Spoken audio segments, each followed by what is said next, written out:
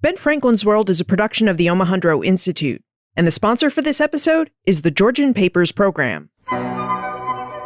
Welcome to Ben Franklin's World, a podcast about early American history with Liz Covart. The study of history is key to understanding who we are and how we can affect a better future.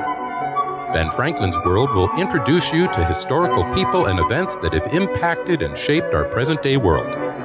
And now, here's your host, Liz Covart. Hello, and welcome to episode 175 of Ben Franklin's World, the podcast dedicated to helping you learn more about how the people and events of our early American past have shaped the present-day world we live in.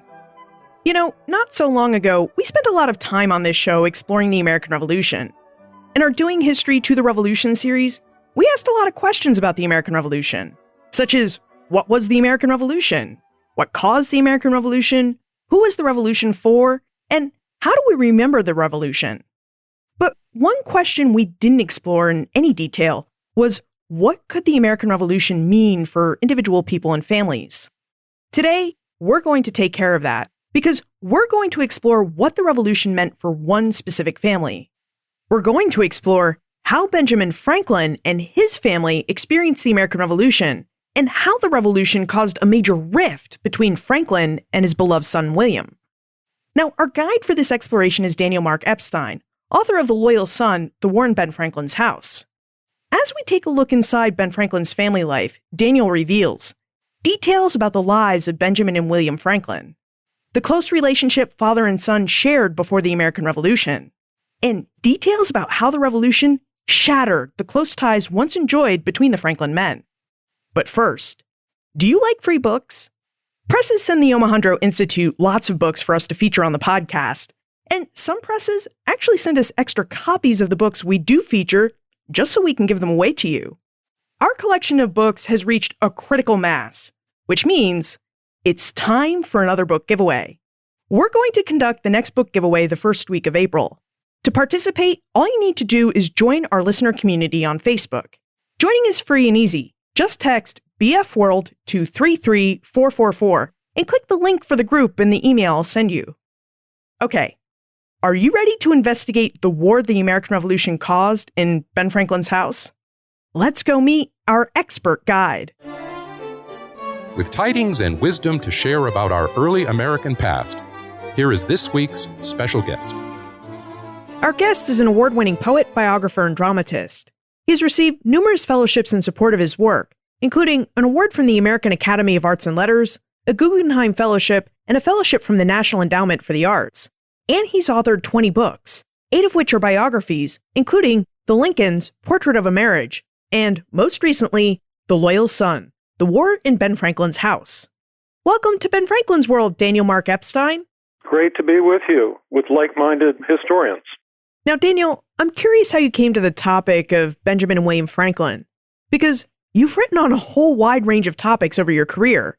Abraham Lincoln, Bob Dylan, Nat King Cole, Aimee Semple McPherson.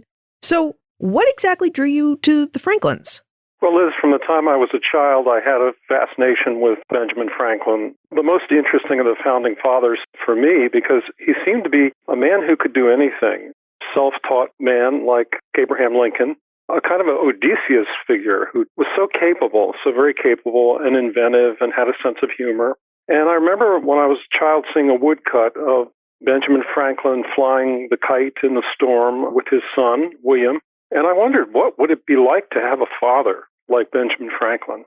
And so actually, first I wrote a poem about this. 20 years ago, I wrote a poem called The Lightning in the Key, which sets forth some of the themes that are in The Loyal Son. And the poem was very successful. And 20 years later, I thought, I'm going to go back to that because there's a lot of history there that should be reshaped. There is definitely a lot of history there. And we can see this in Daniel's book, The Loyal Son 2, which begins with the mystery surrounding William's birth.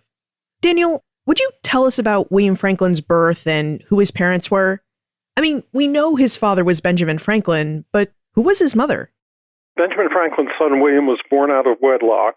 When his father was 24, his father was not married then yet. And one of the best kept secrets in American history, or all of history in my opinion, was who was the mother of William Franklin. Because no one seems to have known other than the two of them. It was a very well-kept secret. To this day, we don't know. There's no indication that William himself knew who his actual birth mother was, or even Benjamin Franklin's wife, Deborah Reed, who some people believed was the mother of William, but she definitely was not. Speaking of Deborah Reed Franklin, how did she receive the news that Ben had this son out of wedlock and now wanted to bring him to live with their family? Oh, she was not happy about that at all. The circumstance of their courtship, Deborah Reed and Benjamin Franklin, was very interesting in itself. She was actually married when they were courting, and she was married when William Franklin was born. But for whatever reason, Benjamin Franklin could not marry the actual mother of his child. But Deborah Reed agreed, one of the conditions of their setting up housekeeping together, they couldn't really get married because her husband had disappeared, and the laws of bigamy were such that they couldn't really get married. So they started this common law marriage, which was a little bit against Deborah's desires, but one of the conditions was that she agreed to raise this bastard son, William. You said that Ben couldn't marry William's mother, even though he wasn't yet married at the time of William's birth. Do you have an idea about why he couldn't marry the mother of his child? Does the historical record have anything to say on that subject? Well, my speculation, and I spent a lot of time thinking about this. I mean, first of all, how do you keep a secret like that pretty much forever? My guess, and I posit this in the introduction to The Loyal Son, is that William's mother was probably a woman of breeding and probably from a good family, and she may have even been a woman who was married. Thus, the secret would be as important to William's mother as it was to Benjamin Franklin. I think that's the only way to account for it. I don't think it was a woman of low birth or a woman of loose morals, because that sort of woman is less likely to keep that sort of secret. So that was my little addition to the theory of who William's mother was and how that secret was so well kept. You know, today, when we think about parents having children out of wedlock, we often see the child remaining with its mother. Was it unusual for a man like Ben Franklin or any other man to take in and raise his illegitimate child as his own? It was pretty unusual for a man of his social standing. Remember, he was very young. He was 24 years old, didn't have a lot of money. Aristocrats were known for adopting their bastard sons, not so often the daughters. But for a man of Benjamin Franklin's social standing and resources, it was pretty unusual for him to take on this responsibility. He obviously cared about the woman who was William's mother and felt a moral responsibility to take on parenting the child. I'd like for us to explore William's childhood for a bit. Did the fact that Ben didn't have much of a childhood, I mean, his father Josiah apprenticed Ben to learn the printing trade at a young age. In fact, Josiah apprenticed Ben to Ben's elder brother James. And then Ben ran away to Philadelphia at the age of 17 to escape what he called abuse at the hands of his older brother. Did the fact that Ben had such a childhood impact the way he treated and raised his own son and later his daughter? Well, they certainly were very different circumstances. When Benjamin Franklin was growing up in Boston, he actually admired his father. I don't think his father was abusive. And actually, the abuse of the brother has been rather exaggerated, although according to some sources, he beat Benjamin when Benjamin didn't mind his chores in the shop. But Benjamin Franklin grew up under very different circumstances from his son. And after Ben ran away from Boston and from his, quote, abusive brother who he was apprenticed to, he went to Philadelphia and created a life for himself that was really quite remarkable. He was a brilliant printer and very precocious and was taken up by the governor of Pennsylvania and quickly rose in his position as a printer for the colony of Pennsylvania. He was printing the currency by the time he was in his early 20s. He had his own printing company and newspaper and started publishing Poor Richard's Almanac by the time he was 25, 26 years old, and that made him rich.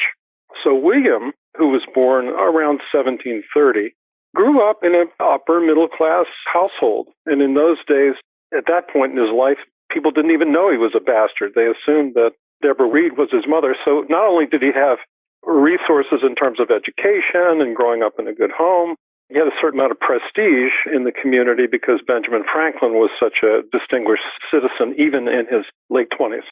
So all those years ago, you wondered what it must have been like to have Ben Franklin as a father. What has your research into his and William's lives revealed to you on that subject? What was Ben Franklin like as a father to William? Well, Benjamin Franklin describes himself as an indulgent father. I think that's accurate. I think he adored William. He had all of the wonderful qualities that one would like to see in a son. He was healthy, he was strong, he was brilliant. And I think Benjamin Franklin, who was very interested in education, saw this as an opportunity for him to try out some of his own ideas about educating a child. So that by the time William was in his 20s, a mutual friend of the two of them described the relationship as almost like a brother. They were as much like brothers as they were like father and son, which is very unusual. But he certainly adored him and gave William every opportunity to succeed in life. Okay, so now we're going to jump forward a bit in time. By the French and Indian or 7 Years' War, which took place between 1754 and 1763, both Benjamin and William Franklin found themselves involved in the politics and military affairs of empire. And I'd like for us to explore both of these aspects of empire. So let's start with the role that both played in military affairs. Daniel, would you tell us how Ben Franklin came to lead the Pennsylvania militia? Let's begin with William. William, at age 15 or 16, we don't know exactly how old he was because we don't know exactly when he was born, he wanted to become a soldier. And his father, all of his father's advice could not dissuade him from doing that, and he went off and joined the British Army and fought in King George's War. This is the war before the French and Indian War, and was remarkably successful. He rose through the ranks and became a captain, which was the highest rank you could have without paying for it. So he was, by instinct and by training, he was a soldier. His father, on the other hand, his father was a printer and an inventor, but he was also a member of the Pennsylvania Assembly. And the massacres on the frontier during the 1750s and 1760s were so violent and oppressive that Benjamin Franklin created the first militia. And this was an outgrowth of his participation in the assembly. He saw a need, and so he created the first militia. Then later, during the French and Indian War, when Braddock came to America to lead the forces against the French and Indians, Benjamin Franklin and his son William were recruited as quartermasters to provide for the troops, to provide horses and wagons and food and so on. And then after Braddock's disastrous defeat in 1755, William and his father were engaged in creating a line of defense in the Lehigh Valley against the invasion of the French and Indians and built 3 forts there. All of this is kind of hard to imagine now because, we're used to professional soldiers taking these positions. But in those days, things were very fluid. And a man like Benjamin Franklin with extraordinary leadership abilities, who was in the Pennsylvania Assembly and saw this need, could quickly bring it about. And of course, everybody looked to him and saw this is a great leader. This is a man with engineering skills who can build forts. So he rose to the occasion. And his son, who had more formal military training, was his aide de camp. From your response and from what I read in The Loyal Sun, it sounds like both Ben and William were actually very successful in their leadership of the Pennsylvania militia. I mean, they built 3 forts. Well, they were extraordinary. They really were. You have to realize that there really was no organization of the militia at that time. And the fact that they were able to raise troops and, gather the construction workers and so on that were necessary to build these 3 forts out on the frontier of Pennsylvania is extraordinary. And it was also very dangerous.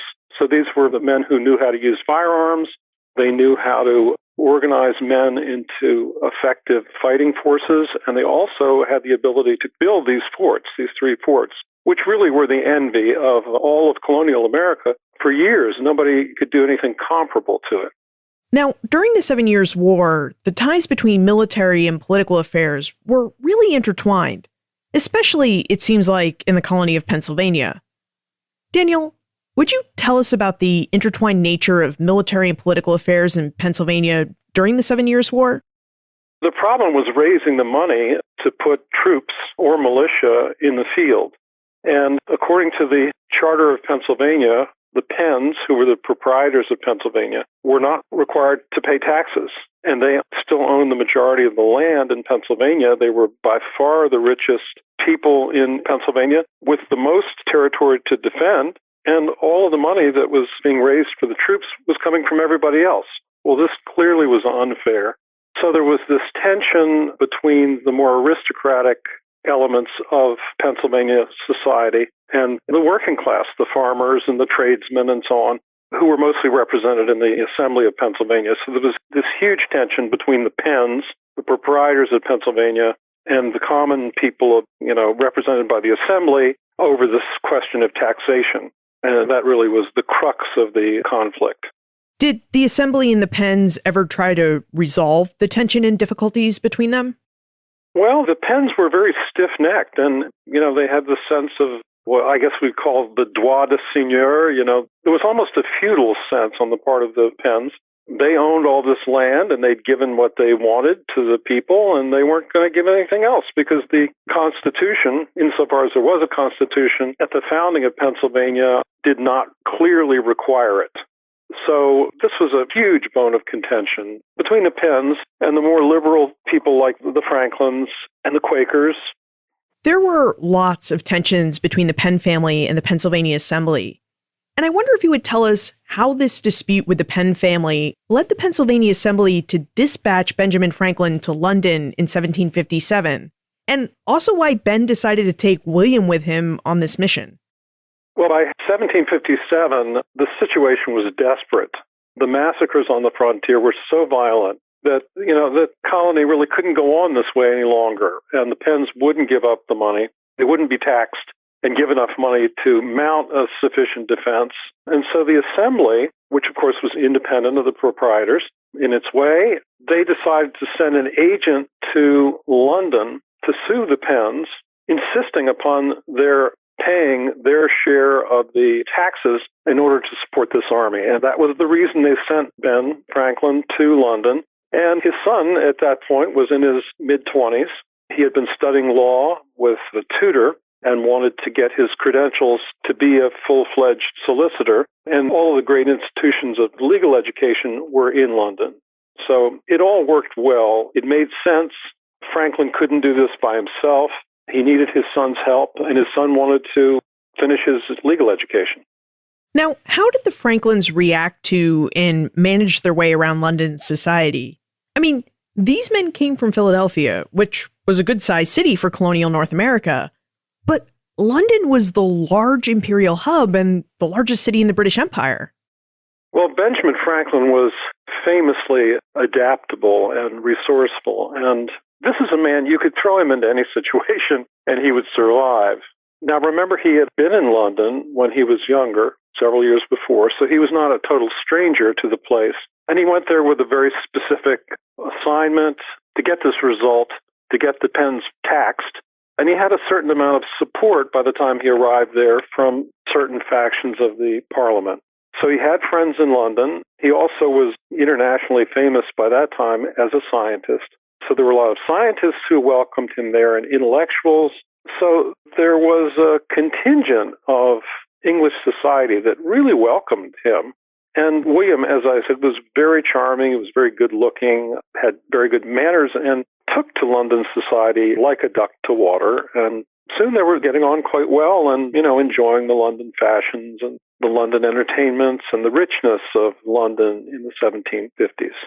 So how did the Franklins' quest to get permission for the Pennsylvania Assembly to tax the Penn family lands turn out? Oh, it was an uphill battle because the Penns, of course, had a great deal of power and a great deal of wealth, and they did everything they could to lobby against the Pennsylvania Assembly and also to discredit Franklin himself. They said, this man is a liar and this man is not fit to be trusted with such an important embassy. And who is he, this lowly printer, to sue the mighty Penns? So it took years for them to mount the proper legal offense and to make the right connections in Parliament. There were several different court cases here, but eventually they did prevail. It took a couple of years. The Franklins originally set out for London in 1757, and by 1762, Daniel claims that William Franklin, not Ben Franklin, but William Franklin, had become the most influential colonist in London. Daniel, would you tell us why you think that William Franklin became the most influential colonist? Well, it's really psychologically interesting because the two of them in London sort of played bad cop and good cop. And Ben was the person to really put the pressures on the Penns and to make enemies. He was older, he was very aggressive in his lawsuit against the Penns, and made his share of enemies because the Penns, of course, had a lot of support as upper-class proprietors. William was in a very different position. Now, William was a student. William was his father's assistant, and he was, during his time in London then, he was groomed as a courtier. One of the definitions of a courtier is a person who knows how to flatter people, who knows how to work the system. So by the time they actually prevailed in the lawsuit in the early 1760s, Benjamin Franklin had made a lot of enemies, and his son, who was very handsome and charming, was still in very good favor and had probably more friends than Benjamin did. And in certain very important business matters, one example I make in the book is that while they were there, the Assembly of Maryland wanted to have an agent in London, just as Pennsylvania had an agent in London. So they approached Benjamin Franklin to set that up. And Franklin at that point said, I don't think I can handle this matter as well as my son. I'm going to turn it over to him. That's a very good example of how the balance of power had shifted, so that by 1762, not only is William getting invited to walk in the procession of the coronation, but very soon after that, he gets appointed as the royal governor of New Jersey. And all of this is quite remarkable, for a young man who is in his 30s. Yeah, would you tell us how William Franklin came to receive his appointment as the royal governor of New Jersey? Well, he'd been working his way up, in various diplomatic capacities. And I just mentioned his lobbying for Maryland to have an agent in London, just as Pennsylvania did. So he was working with the Undersecretary of State only months before he received this appointment as governor of New Jersey. And remember, there was a change of government when King George III, after his coronation, as people often do when there's a regime change, he demanded the resignation of all of the royal governors in the colonies. And one of the people who resigned was the governor of New Jersey. So there was an opening there, and William seemed like the right man for the job, and he got it. And what did Ben Franklin think about his son's appointment?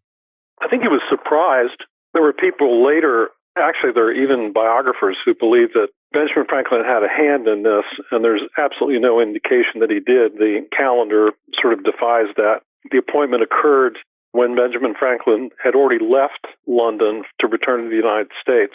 And also, he did not have the sort of influence at that point that would have enabled that to happen. And you kind of get the feeling from the correspondence and the later interaction that he was cool on the idea. Benjamin probably would have preferred his son not to be in government. He would probably have preferred him to be a businessman. But that's about all we know about that. Now, in 1762, both Benjamin and William Franklin returned home from London. And in 1764, Ben Franklin returned to London to once again try to persuade the British government to make Pennsylvania a royal colony. So Ben Franklin remained in London until 1775, while William Franklin served the British Crown as the governor of New Jersey. We need to take a moment to talk about our episode's sponsor. And when we're done exploring the Georgian Papers program, we'll ask Daniel about these different experiences during the early days of the American Revolution. History and archival work go hand in hand. Letters, journals, and diaries are just some of the key records historians use to better understand the past. In fact, researchers will spend hours examining and transcribing all these different types of records, all to help them see particular moments of the past better. They may also spend lots of time and money traveling to archives to conduct their research too. Although now, research is getting a bit easier and a bit cheaper to do as more and more archives are digitizing their records and putting them up online so that anyone with a computer can examine them. In fact, the Omohundro Institute, the producer of Ben Franklin's World, is a primary partner in one such project to put the entire archive of the Georgian monarchs online. Locked for over a century in the Round Tower at Windsor Castle, the papers of the King Georges, George I, II, III, and IV, as well as of King William IV and all their family members and advisors, are now in the process of being digitized. And historians have only seen a small fraction of what is in these some 350,000 items in this collection. Now, the Georgian Papers program is actually a great opportunity for all fans of history, because soon you can explore these records for yourself, and you can help historians and archivists transcribe these handwritten documents as they continue to come up online. So if you enjoy exploring handwritten historical documents, you should sign up to be among the first in the Omohundro Institute's team of citizen transcribers.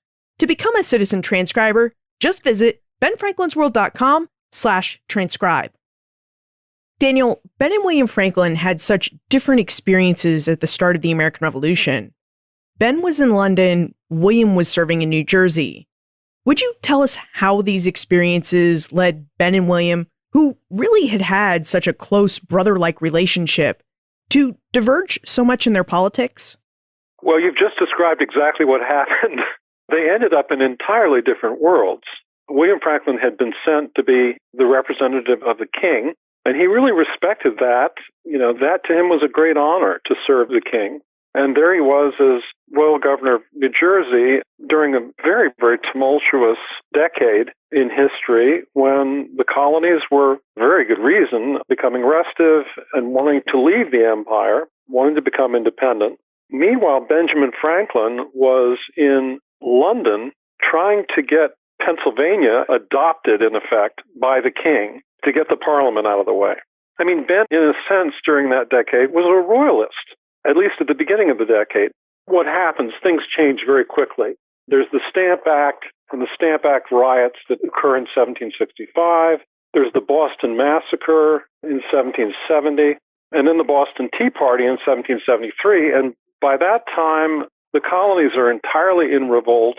Benjamin Franklin has become not only the agent of Pennsylvania, but the agent of Massachusetts, which was the most revolutionary of colonies. And, by the time of the Boston Tea Party, he was so in favor of independence that the British government was blaming the Boston Tea Party on Benjamin Franklin. So these two men who had worked together and they had been closely bonded in work and in life, in caring for the family, suddenly were in entirely different worlds. And this was going to lead to a tragedy. Now, Ben Franklin did return to Pennsylvania in 1775. Did he and his son ever meet in person to discuss their political differences? I mean, surely they knew that each of them held different ideas about the imperial crisis, right? Oh, they did, because the process of their going their separate ways really, it happened over a long period of time. As I mentioned, it took all of the 1770s. For a long time, both of them wanted compromise. They wanted America to remain in the empire, and they wanted the parliament to be reasonable and, stop these oppressive taxation acts and quartering acts and, sending soldiers to Boston. They were in favor of compromise. But by the time Benjamin Franklin came home in 1775, he had clearly communicated in his correspondence with his son that he wanted independence. And his son had clearly communicated to his father that he really wanted America to remain in the empire. And he believed that his father, by coming home in 1775, could persuade the Continental Congress not to declare independence. Both of them were, one of them was living in a dream world for sure. Like the tenure of so many royal governors in the 13 British American colonies, William Franklin's tenure as royal governor of New Jersey came to an end during the American Revolution. Daniel, would you tell us how William's tenure as governor ended? Well, what happened, Liz, is all of the colonies during the 1775, 1776, around the time before the Declaration of Independence, all of the colonies set up provincial assemblies, which basically displaced the royal assemblies. And when that happened, the governors gracefully, and some of them in fear and trepidation, stepped down from their chairs in the colonial mansions. And many of them went to England. A few of them turned and became loyal to the new nation.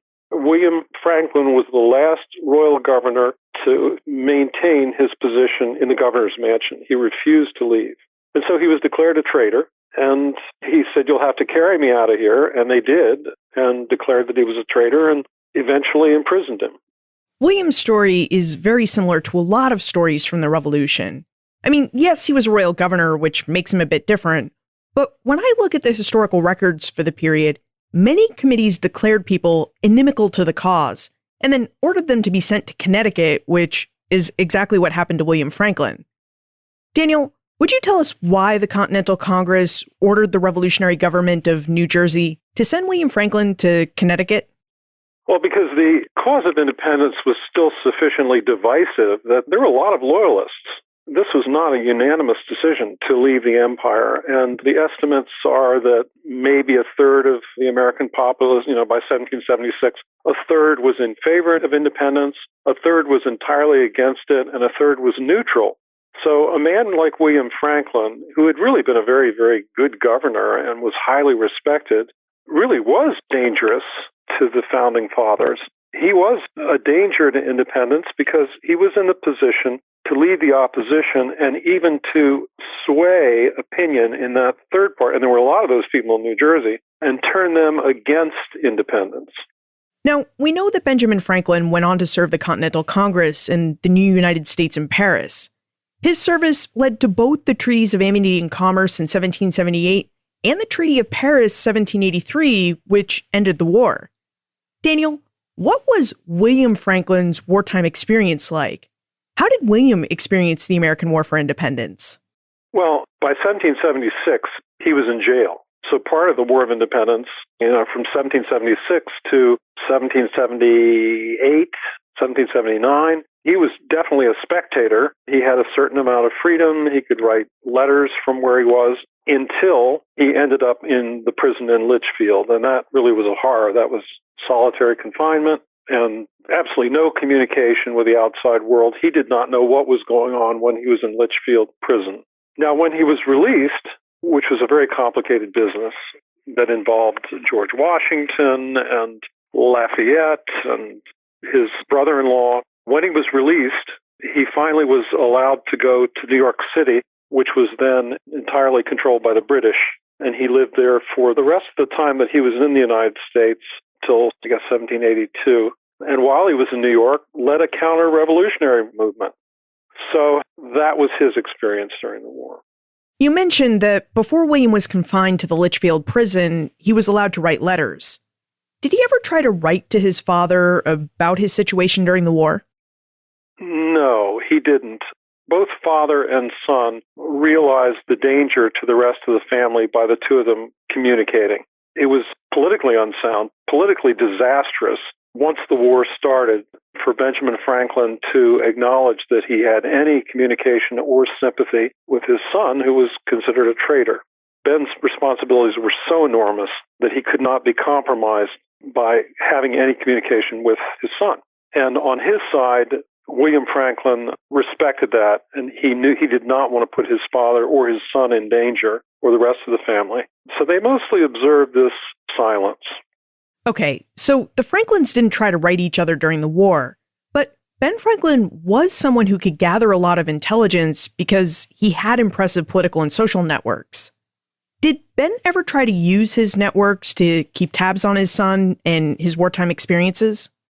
Yeah, I have a lot of reasons to believe there's a lot of evidence that Benjamin Franklin was very concerned about his son's welfare during the war. And there were plenty of friends. Robert Morris, who was the great financier of the war and a very close friend of Benjamin Franklin's, he was in a position in Pennsylvania, in the Continental Congress, he was in a position to know how William was doing, where William was. There were others. Lafayette, I think I mentioned before, Lafayette was a friend of Benjamin Franklin's. I discovered evidence that there was communication between William Franklin and Lafayette was a very good friend of Sarah, William's sister. So, there are enough strands here to suggest that communication was, if not easy, it was possible, discreet communication. As we've discussed throughout our conversation, Ben Franklin was a clever guy. And while he may not have been able to help his son directly, I wonder if there is any evidence that he tried to alleviate William's suffering indirectly. There's not direct evidence. And I try to make a case in the book that there was communication. There were enough friends of Benjamin Franklin's who were in a position to help his son. And these people would not have gone against Benjamin Franklin's will or desires. So in other words, if he hadn't approved of Robert Morris's intervention, if he hadn't approved of his son-in-law's intervention, those things would not have happened. And it's possible that William Franklin never would have gotten out of prison. That's really the tentative argument that I make in the book. After the war ended in 1783, did Benjamin and William Franklin who was now exiled to England. Did father and son ever try to reunite and see each other again, or at least restart their correspondence after the war? Yes, they waited for a year or 2 years. But remember, William Franklin's son, William Temple Franklin, was in his grandfather's care through the entire war. And this young man was beloved of the grandfather and of William Franklin. And when Ben was in France, he sent William Temple Franklin to go and visit his father. So there was that connection. And that sort of opened an awkward communication between father and son, because Benjamin was still furious at William. He later wrote, "Nothing has ever hurt me so much in my old age to have my son turn against me in this terrible, terrible way." Nevertheless, they did see each other one more time when Benjamin Franklin finally decided to go home. Actually, when the Continental Congress finally allowed him to return home in 1783, on his way back, he stopped at the Isle of Wight en route to get a ship back to America, and he had a meeting with William, which was mostly about financial matters. In fact, the surroundings of that particular meeting are very suspicious, and they don't reflect very well on Benjamin Franklin, because you get the sense that William really wanted a reconciliation, and what his father wanted was for William to deed over to William Temple Franklin almost all of his property in America. So it's a very sad last meeting, because there really was no reconciliation. There was just Benjamin Franklin, trying to convince his son, and he did convince him to give the property they had in America to Temple Franklin. Wow. It really sounds like Benjamin Franklin took his son's political stance during the Revolution personally. Well, he did. And, at a certain point, it's very difficult to distinguish how much was personal and how much was political. Benjamin Franklin believed that natural affection in this particular case should have overridden political opinions. He expected his son to go along, or at least step down, and not be so forcefully, aggressively against his father and against his father's cause. And he never really forgave him for that. And there are deeper reasons that are revealed in the book about why Benjamin Franklin could not forgive his son, and he never did forgive him. One of the most terrible moments, really, in the story is when Benjamin Franklin makes up his will and leaves his son completely out of it, saying, I leave my son no more than he attempted to deprive me of, which was basically nothing at all, cut him out of his will. Daniel, now that you've had the opportunity to really study and investigate the relationship that Benjamin had with his son William, why do you think it's an important relationship for us to explore and grapple with today? How does Benjamin Franklin and William Franklin's relationship help us better understand the American Revolution? Well, this story is it's a perfect intersection of the private worlds of the people who were living at the time and the larger political forces that were at work, because it's all happening in one family. As I say, the war in Ben Franklin's house. It's an opportunity to see how personal this was. It really was a civil war, like the great Civil War of the 19th century, in which brother was set against brother and father against son. And it's an opportunity to see this under a microscope, because there's so much evidence, there's so many letters. It's a perfect opportunity to see the real human toll that a political complication and a political environment can take on one family, and not to mention an entire nation. Okay, now we should jump into the time warp. This is a fun segment of the show where we ask you a hypothetical history question about what might have happened if something had occurred differently, or if someone had acted differently.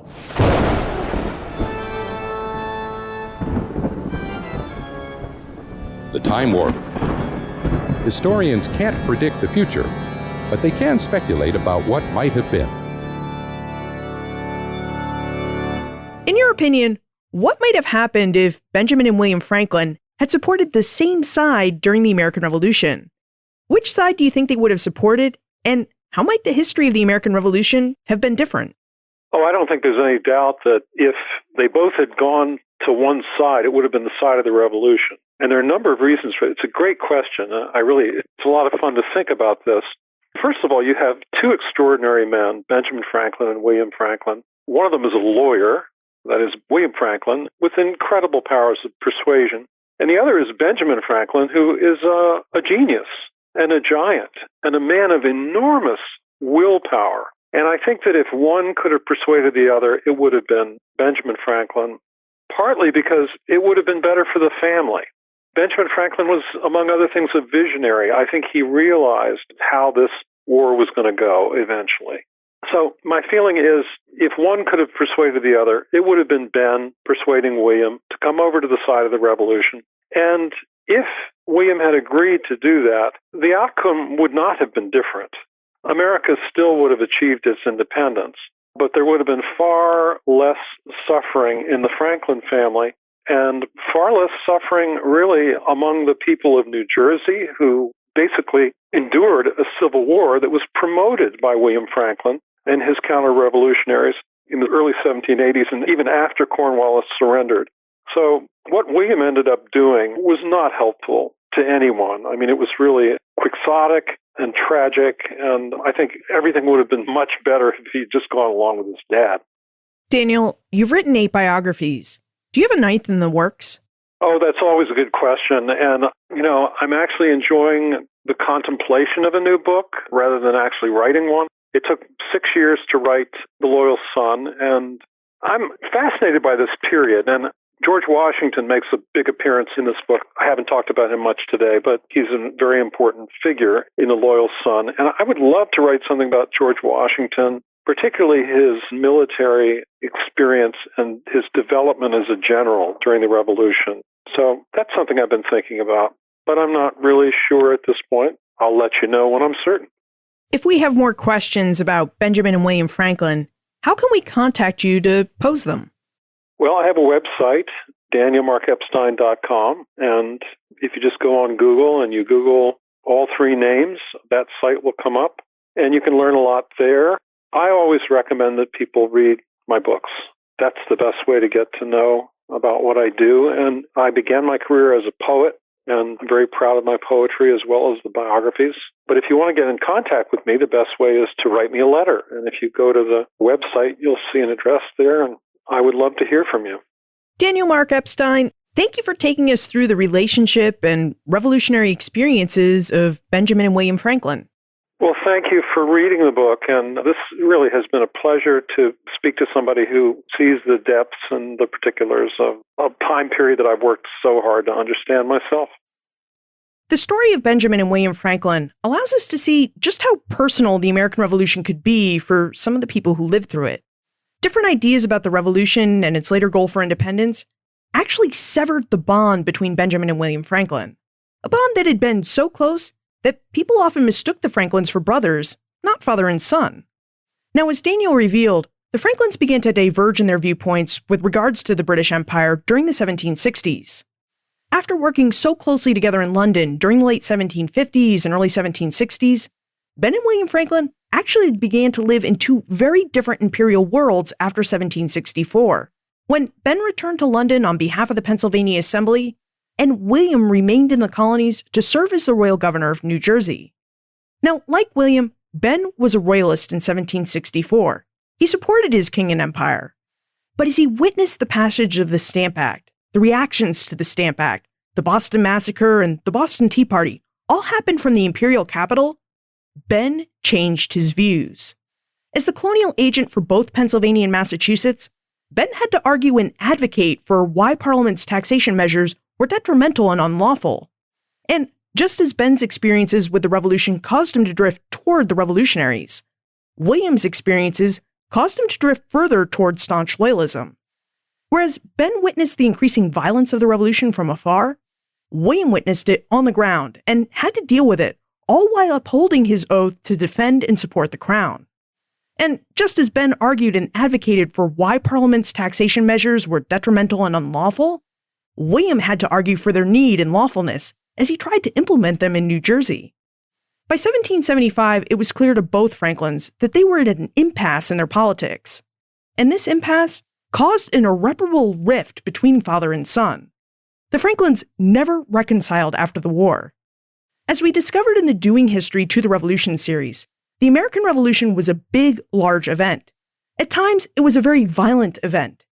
But the violence of the event wasn't just confined to the protests in the streets or to the seas and on the battlefields. The violence of the revolution reached inside the homes of people like the Franklins. and fractured their family's relationships. Look for more information about Daniel, his book, The Loyal Son, plus notes for everything we talked about today on the show notes page, benfranklinsworld.com/175. If you love history and want to explore some of the documents people from the past left behind, you should join the Omohundro Institute's team of citizen transcribers and help them transcribe the papers of the King Georges. To sign up, visit benfranklinsworld.com/transcribe. Finally, what do you think about the impact the American Revolution had on the Franklins? Personally, I really just can't get over how tragic it was, and it's something I'm still thinking about. I'd love to know what this bit of history is causing you to think about, so please drop me a line, liz@benfranklinsworld.com, tweet me @LizCovart, or post a comment in our listener community on Facebook. Ben Franklin's World is a production of the Omohundro Institute. And remember, never leave till tomorrow that which you can do today.